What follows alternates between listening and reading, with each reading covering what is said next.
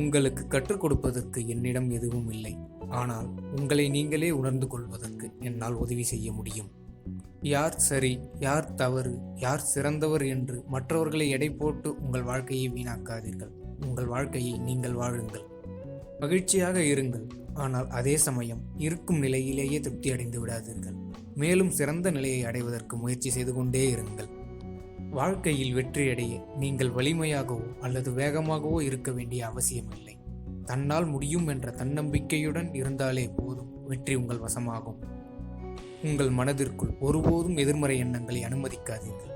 ஏனெனில் அவை உங்களின் தன்னம்பிக்கையை அழிக்கக்கூடிய விஷ விதைகள். நீங்கள் செய்த தவறை எப்பொழுது அது தவறு என்று உணர்கிறீர்களோ அப்பொழுதே அவை மன்னிக்கப்பட்டு விடுகின்றன. தான் இருட்டில் வாழ்கிறோம் என்பதை உணராத ஒரு மனிதனால் ஒருபொழுதும் வெளிச்சத்தை அடைய முடியாது.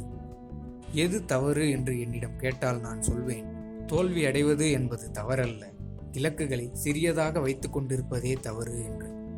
நீங்கள் வாழ்க்கையை உண்மையாக நேசிப்பீர்களேயானால் உங்கள் நேரத்தை ஒருபோதும் வீணாக்க மாட்டீர்கள். பெரிய இலக்கை நோக்கி நீங்கள் முயற்சி செய்யும் பொழுது அந்த இலக்கை நீங்கள் அடையாவிட்டாலும் கூட நீங்கள் வெற்றியாளரே.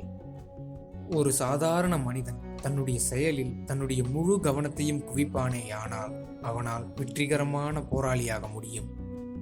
தோல்வியை நீங்கள் ஒப்புக்கொள்ளும் வரை உங்களை ஒருவராலும் தோற்கடிக்க முடியாது. எனவே வெற்றியை அடையும் வரை போராடுங்கள். நாளைய தினத்திற்காக இன்று உங்களை நீங்களே தயார்படுத்திக் கொள்வதே உண்மையான கடின உழைப்பு. வாழ்க்கையிடமிருந்து தப்பித்து ஓட முயற்சி செய்யாதீர்கள். வெற்றியோ தோல்வியோ வாழ்க்கையிடம் முழுமையாக போராடுங்கள். உங்களுக்கு 2 வாய்ப்புகள் இருக்கின்றன. ஒன்று, இப்பொழுது நீங்கள் இருக்கும் நிலையிலேயே இருக்கலாம், அல்லது முயற்சி செய்து முன்னேறி நட்சத்திரமாக ஜொலிக்கலாம். எது வேண்டும் என்று நீங்களே முடிவு செய்து கொள்ளுங்கள். வாய்ப்பு உங்களிடம்தான் உள்ளது. நேர்மறையானவற்றை நீங்கள் தான் தேர்ந்தெடுக்க வேண்டும். அப்பொழுதுதான் வெற்றி உங்கள் வசப்படும். நாம் மற்றவர்களை மதிப்பிடுவதிலேயே அதிகமான நேரத்தை செலவிடுவதை விட நம்மை நாம் முன்னேற்றிக் கொள்வதற்காக நேரத்தை பயன்படுத்துவதே சிறந்தது.